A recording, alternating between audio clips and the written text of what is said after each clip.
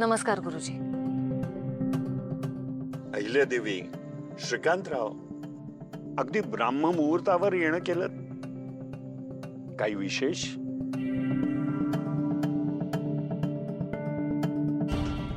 गुरुजी, आमच्या घराला कोणाची तरी नजर लागली आहे.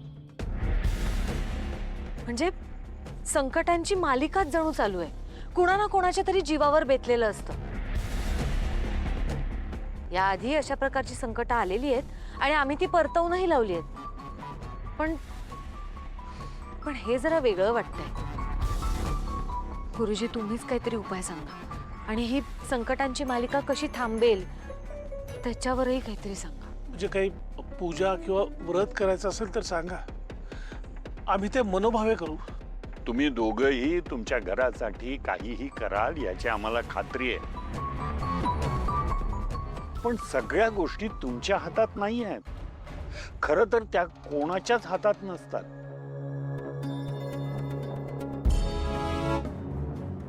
मी तुम्हाला मागं सांगितलं होतं की घरामध्ये मूर्तीची प्रतिष्ठापना करा, पण ती प्रतिष्ठापना झाली नाही.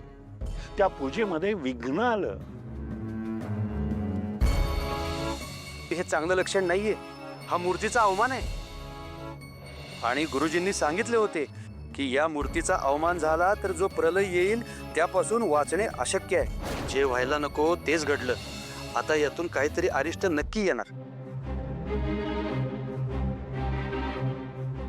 गुरुजी, जे झालं ते झालं. म्हणजे कोणाच्याच हातात नव्हतं ते.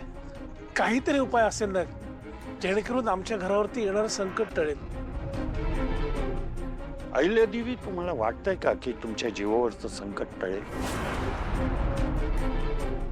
आणि जरी तुमच्या जीवावरचं संकट टळलं तरी ते दुसऱ्याच्या जीवावर बेतणार आहे. आणि हे त्याला कळेल की नाही हे मी नाही सांगू शकत. अरे देवा, आता कोणाच्या जीवावर बेतणार आहे? ते जर मला माहित असतं तर त्या व्यक्तीला मी सुरक्षित केलं असतं ना.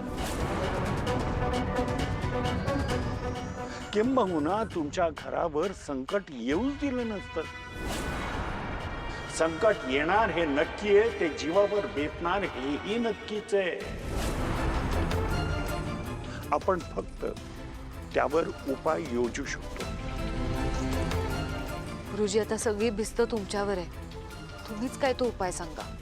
हो गुरुजी.